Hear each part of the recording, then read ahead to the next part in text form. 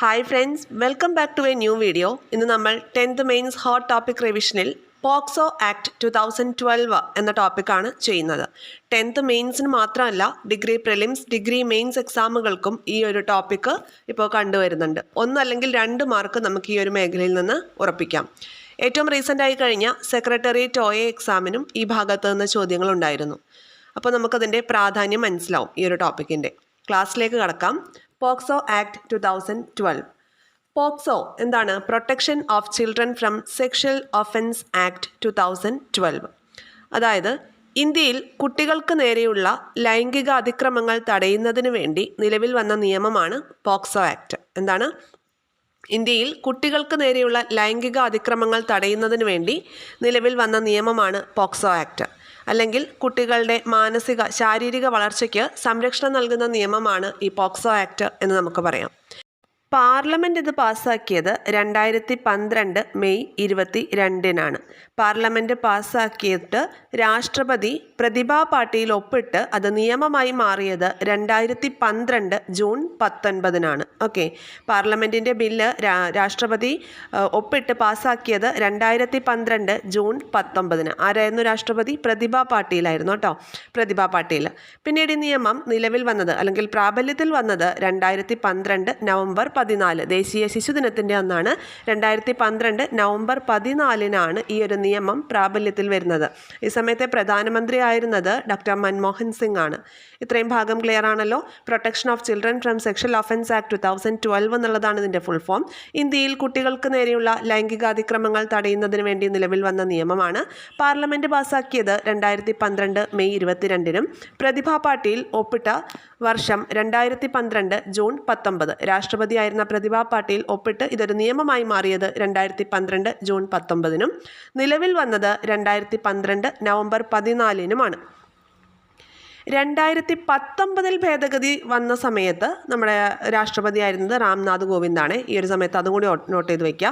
2012 നിയമം വന്നപ്പോൾ പ്രതിഭാ പാട്ടീലായിരുന്നു രാഷ്ട്രപതി. അതുപോലെ 2019 ഇതിൻ്റെ ഒരു ഭേദഗതി വരുന്നുണ്ട്. ആ സമയത്ത് രാഷ്ട്രപതി ആയിരുന്നത് രാംനാഥ് കോവിന്ദാണ്. ഇനി നമ്മുടെ ഈ പോക്സോ ആക്ടിൽ 9 അധ്യായങ്ങളും 46 സെക്ഷൻസുമാണ് ഉള്ളത്. 9 അധ്യായങ്ങളും 46 സെക്ഷൻസും. 18 വയസ്സിൽ താഴെയുള്ളവരെയാണ് ഈ നിയമം കുട്ടിയായി പരിഗണിക്കുന്നത്. ഓക്കെ, പോക്സോ ആക്ട് അനുസരിച്ച് കുട്ടിയായി പരിഗണിക്കുന്നത് എത്ര വയസ്സിന് താഴെയുള്ളവരെയാണ്? ചോദ്യമാണ്, PYQ ആണ്.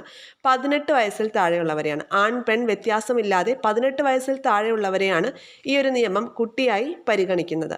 എന്നാൽ ബാലവേല നിരോധന നിയമം ഉണ്ടല്ലോ, ബാലവേല നിരോധന നിയമത്തിൽ 14 വയസ്സിൽ താഴെയുള്ളവരെയാണ് കുട്ടിയായി പരിഗണിക്കുന്നത്. പ്രത്യേകം ഓർത്ത് വയ്ക്കുക കേട്ടോ. ഇനി ഈ പോക്സോ നിയമത്തിൽ എന്തില്ല? ലിംഗഭേദമില്ല, ആൺ പെൺ വ്യത്യാസമില്ല, ജെൻഡർ ന്യൂട്രലാണ് എന്നുകൂടി ഓർത്തു വയ്ക്കാം. ഈ പോക്സോ നിയമത്തിൻ്റെ ലക്ഷ്യങ്ങൾ എന്തൊക്കെയാണ്? കുട്ടികൾക്കെതിരെയുള്ള ലൈംഗികാതിക്രമം, ലൈംഗിക പീഡനം, കുട്ടികളെ ഉപയോഗിച്ചുകൊണ്ടുള്ള അശ്ലീല ചിത്രങ്ങൾ, പുസ്തകങ്ങൾ, സാമഗ്രികൾ നിർമ്മാണം എന്നീ കുറ്റകൃത്യങ്ങളിൽ നിന്ന് കുട്ടികളെ സംരക്ഷിക്കുക എന്നുള്ളതാണ് പോക്സോ നിയമത്തിൻ്റെ പ്രഥമ ലക്ഷ്യം. എന്താണ്? കുട്ടികൾക്കെതിരെയുള്ള ലൈംഗിക അതിക്രമം, ലൈംഗിക പീഡനം, കുട്ടികളെ ഉപയോഗിച്ചുകൊണ്ടുള്ള അശ്ലീല ചിത്രങ്ങൾ, പുസ്തകങ്ങൾ, സാമഗ്രികൾ നിർമ്മിക്കുന്നത് എന്നീ കുറ്റകൃത്യങ്ങളിൽ നിന്ന് കുട്ടികളെ സംരക്ഷിക്കുക. അടുത്ത ലക്ഷ്യം എന്ന് പറയുന്നത് അത്തരം കുറ്റകൃത്യങ്ങളുടെ വിചാരണയ്ക്ക് വേണ്ടിയിട്ട് പ്രത്യേക കോടതികൾ സ്ഥാപിക്കുക എന്നുള്ളതാണ്. മൂന്നാമത്തെ പോയിന്റ്, ബാലസൗഹൃദ നടപടികൾ ഉറപ്പുവരുത്തുക. ഈ 3 കാര്യങ്ങളാണ് പ്രധാനമായിട്ടും പോക്സോ നിയമം ലക്ഷ്യം വയ്ക്കുന്നത്. ഇനി ഈ നിയമപ്രകാരം കുറ്റകൃത്യം നടത്തുന്നത് കുട്ടിയാണെങ്കിൽ കുട്ടിക്കെതിരെയും എന്ത് ചെയ്യണം? കേസെടുക്കണം. ഈ നിയമപ്രകാരം കുറ്റകൃത്യം നടത്തുന്നത് കുട്ടിയാണെങ്കിൽ കുട്ടിക്കെതിരെയും കേസെടുക്കണമെന്നാണ് പറയുന്നത്. പക്ഷേ വിചാരണ നടത്തുന്നത് ബാലനീതി നിയമപ്രകാരം ജുവനൈൽ ജസ്റ്റിസിന് മുൻപാകെ ആയിരിക്കണം. പോക്സോ നിയമപ്രകാരമുള്ള കുട്ടികൾക്കെതിരായ 7 പ്രധാനപ്പെട്ട ലൈംഗിക കുറ്റകൃത്യങ്ങൾ ഏതൊക്കെയാണ്? 7 കാര്യങ്ങളെക്കുറിച്ചാണ് പ്രധാനമായിട്ടും പോക്സോ നിയമപ്രകാരം പറയുന്നത്. പോക്സോ നിയമപ്രകാരം കുട്ടികൾക്കെതിരായിട്ടുള്ള 7 പ്രധാന ലൈംഗിക കുറ്റകൃത്യങ്ങളാണ്. 1, പ്രവേശിത ലൈംഗികാതിക്രമം, അതായത് പെനിട്രേറ്റീവ് സെക്ഷൽ അസാൾട്ടിനെ കുറിച്ചാണ് പറയുന്നത്. പ്രവേശിത ലൈംഗികാതിക്രമം.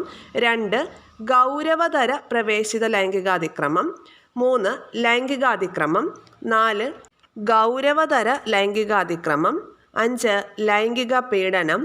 6, അശ്ലീല ചിത്രങ്ങളോ വീഡിയോകളോ പുസ്തകങ്ങളോ പോലെയുള്ള അശ്ലീല കാര്യങ്ങൾക്ക് കുട്ടിയെ ഉപയോഗിക്കുന്നത് അല്ലെങ്കിൽ കുട്ടിയെ കൊണ്ട് അത് ചെയ്യിപ്പിക്കുന്നത്, അതെല്ലാം ആറാമത്തെ പോയിന്റിൽ വരുന്നതാണ്. 7 കുട്ടി ഉൾപ്പെടുന്ന അശ്ലീല ചിത്രം പോലെയുള്ളവ സൂക്ഷിക്കുന്നതും പോക്സോ നിയമപ്രകാരം കുട്ടികൾക്കെതിരായ 7 പ്രധാന ലൈംഗിക കുറ്റകൃത്യങ്ങളിൽ പെടുന്നതാണ്. 7 പോയിന്റ്സ് ആണ്. ഈ 7 പോയിന്റ്സും ഇമ്പോർട്ടൻ്റ് ആണ്, നോട്ട് ചെയ്ത് വയ്ക്കുക. ഒന്നുകൂടെ നോക്കാം. ഒന്നാമത്തെ പോയിന്റ് പ്രവേശിത ലൈംഗികാതിക്രമം അല്ലെങ്കിൽ പെനിട്രേറ്റീവ് സെക്ഷൽ അസാൾട്ട്. രണ്ടാമത് ഗൗരവതര പ്രവേശിത ലൈംഗികാതിക്രമം. മൂന്നാമത് ലൈംഗികാതിക്രമം. 4 ഗൗരവതര ലൈംഗികാതിക്രമം. 5 ലൈംഗിക പീഡനം. 6 അശ്ലീല ചിത്രങ്ങളോ വീഡിയോകളോ പുസ്തകങ്ങളോ പോലെയുള്ള അശ്ലീല കാര്യങ്ങൾക്ക് വേണ്ടിയിട്ട് കുട്ടിയെ ഉപയോഗിക്കുന്നത് അല്ലെങ്കിൽ കുട്ടിയെ കൊണ്ട് ആ കാര്യങ്ങൾ ചെയ്യിക്കുന്നത്. 7 കുട്ടി ഉൾപ്പെടുന്ന അശ്ലീല ചിത്രം പോലുള്ളവ സൂക്ഷിക്കുന്നത്. ഇനി നമുക്ക് ഒരു പോക്സോ കേസ് റിപ്പോർട്ട് ചെയ്യാൻ കഴിയുന്നത് ആർക്കൊക്കെയാണ് എന്ന് നോക്കാം. റിപ്പോർട്ട് ചെയ്യാൻ ആർക്കൊക്കെ സാധിക്കും? ഒന്ന്, മാതാപിതാക്കൾക്ക് സാധിക്കും. സർക്കാർ ഉദ്യോഗസ്ഥർക്ക് സാധിക്കും.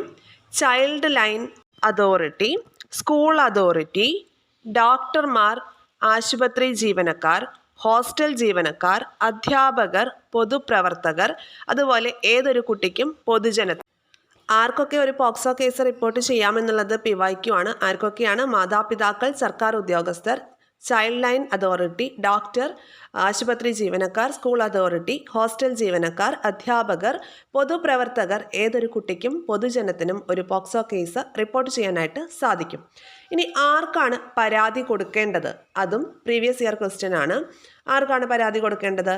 ലോക്കൽ പോലീസിന്, സ്പെഷ്യൽ ജുവനൈൽ പോലീസിന്, അതുപോലെ ചൈൽഡ് വെൽഫെയർ കമ്മിറ്റി.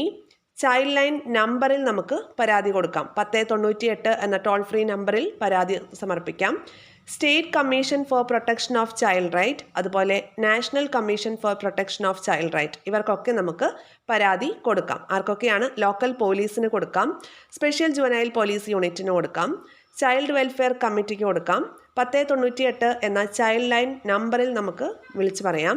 അതുപോലെ state commission for protection of child right, national commission for protection of child right എന്നിവർക്ക് നമുക്ക് പരാതി കൊടുക്കാവുന്നതാണ്. അടുത്തത് പോക്സോ ഭേദഗതി നിയമം 2019. കുട്ടികൾക്കെതിരെയുള്ള ലൈംഗികാതിക്രമങ്ങൾക്ക് കർശന ശിക്ഷയും വധശിക്ഷ അടക്കമുള്ള വ്യവസ്ഥകൾ ഉൾക്കൊള്ളിച്ചുകൊണ്ടാണ് പോക്സോ ഭേദഗതി നിയമം 2019 നിലവിൽ വരുന്നത്.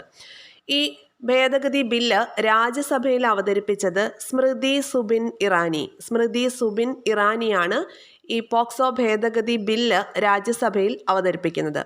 രാജ്യസഭ ഇത് പാസ്സാക്കുന്നത് 2019 ജൂലൈ 24. 2019 ജൂലൈ 24 രാജ്യസഭ പാസ്സാക്കി. പിന്നീട് അത് ലോകസഭയിലേക്ക് അയക്കുകയാണ്. ഈ ബില്ല് ലോകസഭയിൽ അവതരിപ്പിച്ചത് വീരേന്ദ്രകുമാറാണ്, MP വീരേന്ദ്രകുമാർ. ഈ ബില്ല് ലോകസഭ പാസ്സാക്കിയത് 2019 ഓഗസ്റ്റ് 1-നാണ്. 2019 ഓഗസ്റ്റ് 1-ന്. അങ്ങനെ രാഷ്ട്രപതിയുടെ അംഗീകാരം, ആരായിരുന്നു ആ സമയത്ത് രാഷ്ട്രപതി? രാംനാഥ് കോവിന്ദ് ആയിരുന്നു. അദ്ദേഹത്തിൻ്റെ അംഗീകാരം ലഭിച്ചത് 2019 ഓഗസ്റ്റ് 5-നാണ്. 2019 ഓഗസ്റ്റ് 5-ന് രാഷ്ട്രപതി രാംനാഥ് കോവിന്ദിന് അംഗീകാരം ലഭിച്ചു. ഇതൊരു നിയമമായി, ഭേദഗതി നിയമമായി മാറുകയാണ്.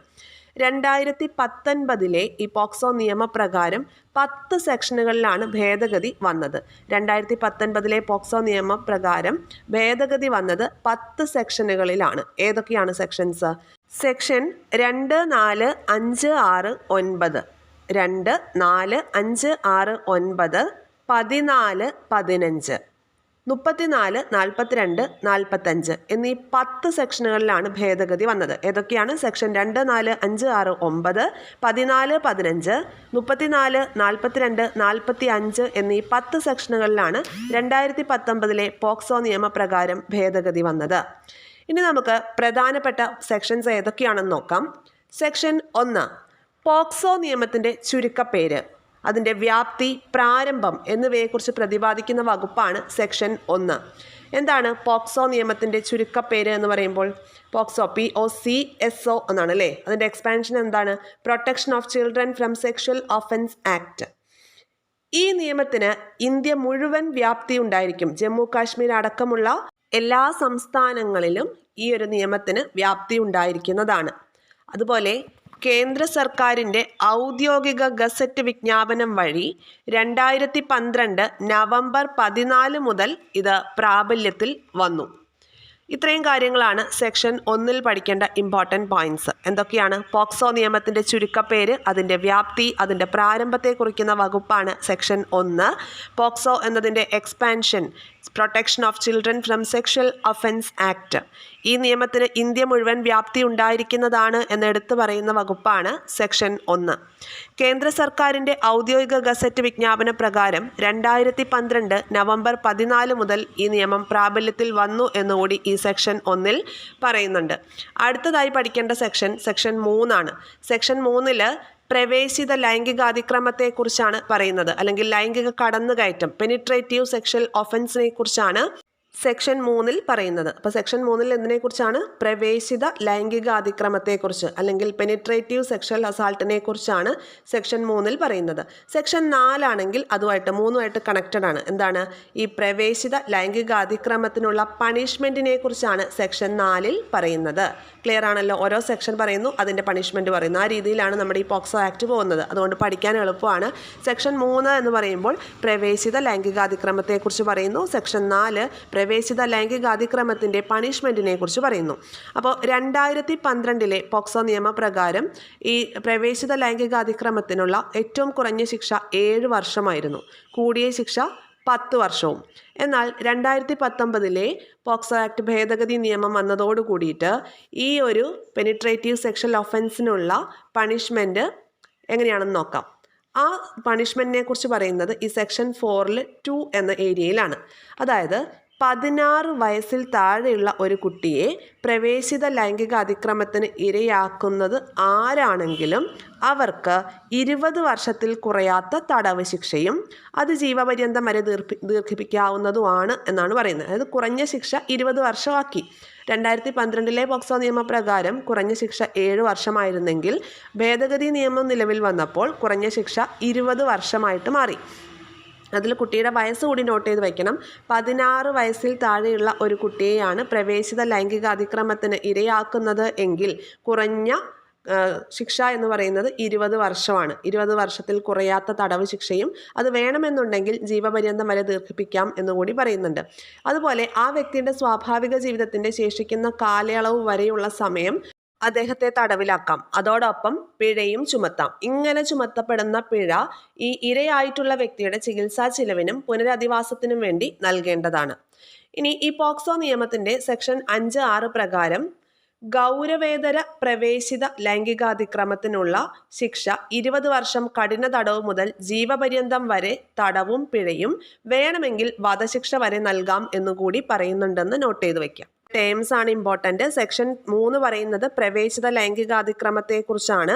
സെക്ഷൻ 4 പറയുന്നത് പ്രവേശിത ലൈംഗികാതിക്രമത്തിനുള്ള ശിക്ഷയെക്കുറിച്ചാണ്. സെക്ഷൻ 5, 6 ഭാഗങ്ങളിലായിട്ട് ഗൗരവേതര പ്രവേശിത ലൈംഗികാതിക്രമത്തിനുള്ള ശിക്ഷ 20 വർഷം കഠിന തടവ് മുതൽ ജീവപര്യന്തം വരെ തടവും പിഴയും, വേണമെങ്കിൽ അത് വധശിക്ഷ വരെ ആക്കാം എന്നുകൂടി പറയുന്നുണ്ട്. ഇനി സെക്ഷൻ 7 ലൈംഗിക അതിക്രമത്തെക്കുറിച്ചാണ് പ്രതിപാദിക്കുന്നത്. അങ്ങനെയാണെങ്കിൽ സെക്ഷൻ 8 ഏതായിരിക്കും?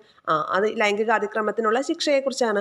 സെക്ഷൻ 7 ലൈംഗികാതിക്രമത്തെക്കുറിച്ച് പ്രതിപാദിക്കുന്നു. എന്താണ് ലൈംഗികാതിക്രമം എന്ന് ഉദ്ദേശിക്കുന്നത്? ലൈംഗിക താല്പര്യത്തോടു കൂടി കുട്ടിയുടെ സ്വകാര്യ ഭാഗങ്ങളിൽ സ്പർശിക്കുന്നത് അടക്കമുള്ള കാര്യങ്ങൾ ലൈംഗികാതിക്രമത്തിലാണ് വരുന്നത്. ഓക്കെ, ലൈംഗിക ചേഷ്ടകൾ, നോട്ടം, ആംഗ്യം എന്നിവയെല്ലാം സെക്ഷൻ 7 ഉൾപ്പെടുന്നതാണ്. ലൈംഗികാതിക്രമത്തെക്കുറിച്ച് പ്രതിപാദിക്കുന്ന വകുപ്പ് സെക്ഷൻ 7. സെക്ഷൻ 8 ആണെങ്കിൽ ലൈംഗികാതിക്രമത്തിനുള്ള ശിക്ഷയെക്കുറിച്ച് പറയുന്ന വകുപ്പാണ്. എന്താണ് ലൈംഗികാതിക്രമത്തിനുള്ള ശിക്ഷ? 3 വർഷത്തിൽ കുറയാത്തതും 5 വർഷം വരെ ആകാവുന്നതുമായ ലഘു അല്ലെങ്കിൽ കഠിന തടവ് ശിക്ഷ, അതോടൊപ്പം പിഴ ശിക്ഷ. ക്ലിയർ ആണല്ലോ? സെക്ഷൻ 8 ലൈംഗികാതിക്രമത്തിനുള്ള ശിക്ഷയെക്കുറിച്ച് പറയുന്നു. 3 വർഷത്തിൽ കുറയാത്തതും 5 വർഷം വരെ ആകാവുന്നതുമായ ലഘു അല്ലെങ്കിൽ കഠിന തടവ് ശിക്ഷയോടൊപ്പം പിഴയും ചുമത്താവുന്നതാണ്. ഇനി സെക്ഷൻ 11 ലൈംഗിക പീഡനത്തെക്കുറിച്ചാണ് പറയുന്നത്. ലൈംഗിക പീഡനത്തെക്കുറിച്ചാണ് പറയുന്നത്. അതിനുള്ള ശിക്ഷയെക്കുറിച്ച് പറയുന്നത് അപ്പോൾ ഏത് വകുപ്പിലാണ്? സെക്ഷൻ 12 സെക്ഷൻ 12 ലൈംഗിക പീഡനത്തിനുള്ള ശിക്ഷയെക്കുറിച്ച് പറയുന്നത്. ശിക്ഷ 3 വർഷം വരെ ആകാവുന്ന ലഘു അല്ലെങ്കിൽ കഠിന തടവ് ശിക്ഷയോടൊപ്പം പിഴയും കൂടി ചുമത്താം. ചുമത്താവുന്നതാണ്. അപ്പോൾ ലൈംഗിക അതിക്രമത്തെക്കുറിച്ച് പറയുന്നതും ലൈംഗിക പീഡനത്തെക്കുറിച്ചുള്ള ശിക്ഷയും ഒന്നാണ്. 3 വർഷത്തിൽ കുറയാത്തതും 5 വർഷം വരെ ആകാവുന്നതുമായ ലഘു കഠിന തടവ് ശിക്ഷയാണ് ലൈംഗിക അതിക്രമത്തിനും ലൈംഗിക പീഡനത്തിനുമുള്ളത് എന്ന് ഓർത്തു വയ്ക്കുക. അടുത്തത് സെക്ഷൻ 16. സെക്ഷൻ 16 മൊത്തം എത്ര സെക്ഷൻസ് ഉണ്ടെന്നാണ് നമ്മൾ പറഞ്ഞത്? മൊത്തം 46 സെക്ഷൻസ് ഉണ്ട് അല്ലേ? ക്ലിയർ അല്ലേ? മൊത്തം 46 സെക്ഷൻസ് ഉണ്ട്. അതിൽ ഇനി സെക്ഷൻ 16 നോക്കാം. കുറ്റകൃത്യം ചെയ്യാൻ പ്രേരിപ്പിക്കുന്നതിനെതിരെയുള്ള വകുപ്പാണ് സെക്ഷൻ 16. ഓക്കെ, അതായത് മറ്റൊരാളുടെ പ്രേരണ കൊണ്ട് ഒരാൾ പോക്സോ നിയമപ്രകാരമുള്ള ഒരു കുറ്റകൃത്യം ചെയ്യുകയാണെങ്കിൽ ഈ പ്രേരണ നൽകിയ വ്യക്തിയെ കുറ്റകൃത്യത്തിനുള്ള അതേ ശിക്ഷ തന്നെ അയാൾക്ക് കൊടുക്കാം. മനസ്സിലായോ? ഒരാളുടെ പ്രേരണ കൊണ്ട് മറ്റൊരാൾ പോക്സോ നിയമപ്രകാരമുള്ള ഒരു കുറ്റകൃത്യം ചെയ്യുകയാണെങ്കിൽ ഈ പ്രേരിപ്പിച്ച വ്യക്തിക്കും എന്ത് ചെയ്യാം? കുറ്റകൃത്യത്തിനുള്ള അതേ ശിക്ഷ തന്നെ നൽകാം എന്ന് പറയുന്നതാണ് സെക്ഷൻ 16. ഇനി സെക്ഷൻ 22 എന്താണ്? വ്യാജ വിവരങ്ങൾക്കോ വ്യാജ പരാതികൾക്കോ ഉള്ള ശിക്ഷയെക്കുറിച്ചാണ് സെക്ഷൻ 22 പറയുന്നത്. അതായത് ഒരാളെ അപമാനിക്കണം എന്ന ഉദ്ദേശത്തോട് കൂടിയിട്ട് ഒരു വ്യാജ പരാതി നൽകുകയാണ്. അങ്ങനെയാണെങ്കിൽ ആ വിവരം നൽകുന്നതിനെതിരെയുള്ള ശിക്ഷയെക്കുറിച്ചാണ് 22 പറയുന്നത്. ശിക്ഷ എത്രയാണ്? 6 മാസം വരെ തടവും അല്ലെങ്കിൽ പിഴശിക്ഷയും. 6 മാസം വരെ തടവും അതോടൊപ്പം പിഴശിക്ഷയും. അങ്ങനെയാണ് 6 മാസം വരെ തടവും അതോടൊപ്പം പിഴശിക്ഷയാണ്. ഒരു മുതിർന്ന ആളാണ് അങ്ങനെ ചെയ്യുന്നതെങ്കിൽ, വ്യാജ പരാതി നൽകുന്നതെങ്കിലാണ് ഇങ്ങനെ ഒരു ശിക്ഷ, 6 മാസം വരെ തടവും പിഴശിക്ഷയും. എന്നാൽ ഒരു കുട്ടിയാണ് വ്യാജ പരാതി നൽകുന്നത് എന്നുണ്ടെങ്കിൽ ആ കുട്ടിക്ക് ശിക്ഷയില്ല. ഓക്കെ, വ്യാജ പരാതി നൽകുന്നത് ഒരു കുട്ടിയാണെങ്കിൽ ആ കുട്ടിക്ക് ശിക്ഷയില്ല. എന്നാൽ ഒരു വ്യക്തിയെക്കുറിച്ച് വ്യാജ പരാതി നൽകുന്നത് മുതിർന്ന ഒരാൾ എന്ന് ഉദ്ദേശിക്കുന്നത് എന്താണ്? 18 വയസ്സിൽ മുകളിലുള്ള ഒരാളാണ് പരാതി നൽകുന്നത് എങ്കിൽ, വ്യാജ പരാതി ആണെങ്കിൽ ആ പരാതി നൽകുന്ന ആൾക്കെതിരെ 6 മാസം വരെ തടവും അതോടൊപ്പം പിഴശിക്ഷയും ഏർപ്പെടുത്താവുന്നതാണ്. ഇനി സെക്ഷൻ 23 നോക്കാം. സെക്ഷൻ 23 മാധ്യമങ്ങൾക്കുള്ള നടപടിക്രമത്തെക്കുറിച്ച് പ്രതിപാദിക്കുന്ന വകുപ്പാണ്. മാധ്യമങ്ങൾക്കുള്ള നടപടിക്രമത്തെക്കുറിച്ച് പ്രതിപാദിക്കുന്ന വകുപ്പ് സെക്ഷൻ 23 അതായത് പോക്സോ കേസിന് ഇരയായ ഒരു കുട്ടിയെ തിരിച്ചറിയത്തക്ക രീതിയിലുള്ള വിവരങ്ങൾ പൊതുമാധ്യമങ്ങളിൽ നൽകുന്നത് കുറ്റകരമാണ്. അതാണ് സെക്ഷൻ 23. മാധ്യമങ്ങൾ കുട്ടിയെ തിരിച്ചറിയാനുള്ള വിവരങ്ങൾ പുറത്തുവിടാനായിട്ട് പാടില്ല. അങ്ങനെ പുറത്തുവിടുന്നത് ഒരു റിപ്പോർട്ടർ ആണെങ്കിൽ ഈവൻ ആ മാധ്യമത്തിൻ്റെ എഡിറ്റർ അടക്കമുള്ള ആളുകൾക്ക് ശിക്ഷ ലഭിക്കുന്നതാണ്. മാധ്യമങ്ങൾക്കുള്ള നടപടിക്രമത്തെക്കുറിച്ച് പ്രതിപാദിക്കുന്ന വകുപ്പാണ് സെക്ഷൻ 23. അതിനുള്ള ശിക്ഷ 6 മാസം മുതൽ 1 വർഷം വരെയാണ്. അതോടൊപ്പം പിഴശിക്ഷയും ചുമത്താം, അല്ലെങ്കിൽ രണ്ടും ചുമത്താം. ഓക്കെ, ശിക്ഷ എങ്ങനെയാണ്? 6 മാസം മുതൽ 1 വർഷം വരെയാണ് ഇതിനുള്ള ശിക്ഷ. അതോടൊപ്പം പിഴശിക്ഷയും ഉണ്ടായിരിക്കും. വേണമെങ്കിൽ രണ്ടും ചുമത്താം എന്നുള്ളത് കൂടി ഓർത്തു വയ്ക്കുക. ഇനി മറ്റൊരു കാര്യം നമുക്ക് പഠിക്കേണ്ടത് പോക്സോ ഇ ബോക്സ്. എന്താണ് പോക്സോ ഇ ബോക്സ്?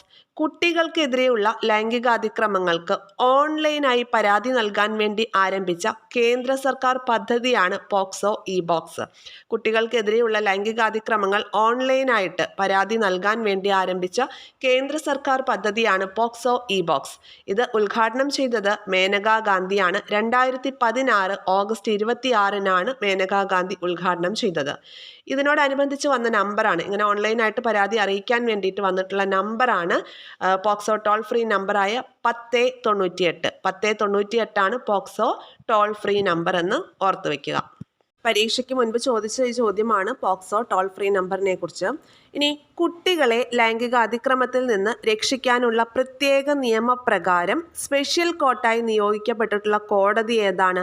സെഷൻസ് കോർട്ടാണ് കേട്ടോ. കുട്ടികളെ ലൈംഗിക അതിക്രമത്തിൽ നിന്ന് രക്ഷിക്കാനുള്ള പ്രത്യേക നിയമപ്രകാരം സ്പെഷ്യൽ കോർട്ടായി നിയോഗിക്കപ്പെട്ടിട്ടുള്ള കോടതിയാണ് സെഷൻസ് കോർട്ട്. ഇനി 2 കറണ്ട് അഫെയർ ക്വസ്റ്റ്യൻസ് പരിചയപ്പെടാം.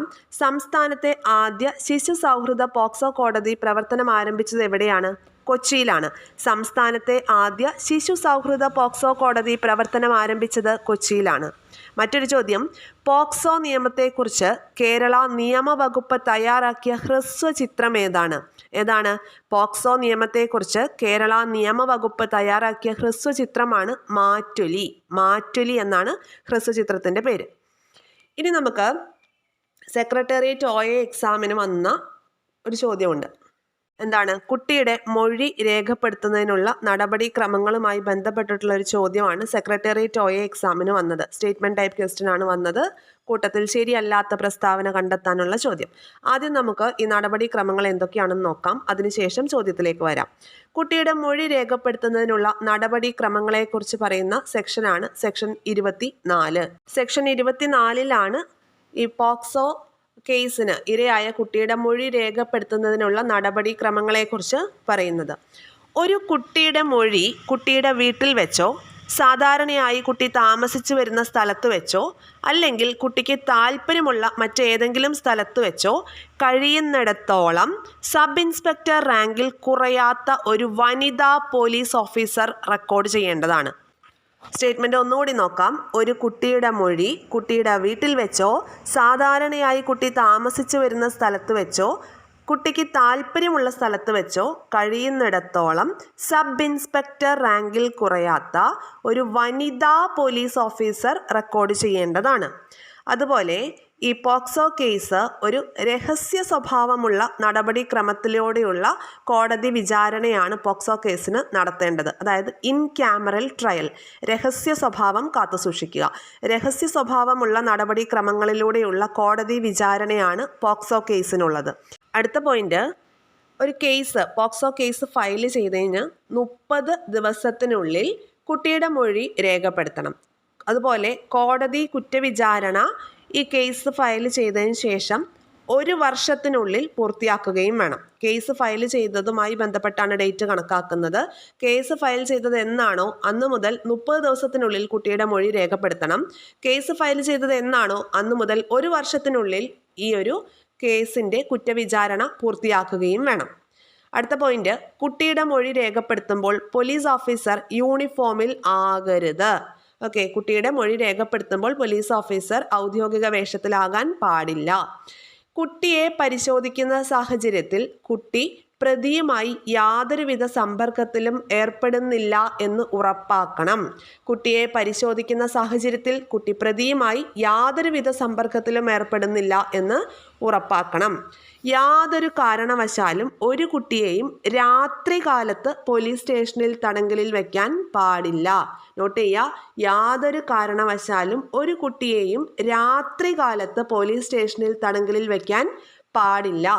അടുത്ത പോയിന്റ്, കുട്ടിയുടെ താല്പര്യം കണക്കിലെടുത്ത് സ്പെഷ്യൽ കോടതി നിർദ്ദേശിക്കുന്ന സാഹചര്യങ്ങളിൽ ഒഴികെ കുട്ടിയെ തിരിച്ചറിയത്തക്ക രീതിയിലുള്ള വിവരങ്ങൾ പൊതുമാധ്യമങ്ങളിൽ വരുന്നില്ല എന്ന് പോലീസ് ഓഫീസർ ഉറപ്പുവരുത്തേണ്ടതാണ്. എന്താണ്? കുട്ടിയുടെ താല്പര്യം കണക്കിലെടുത്തുകൊണ്ട് സ്പെഷ്യൽ കോടതി നിർദ്ദേശിക്കുന്ന സാഹചര്യങ്ങളിൽ ഒഴികെ കുട്ടിയെ തിരിച്ചറിയുന്ന രീതിയിലുള്ള വിവരങ്ങളൊന്നും പൊതുമാധ്യമങ്ങളിൽ വരാനായിട്ട് പാടില്ല.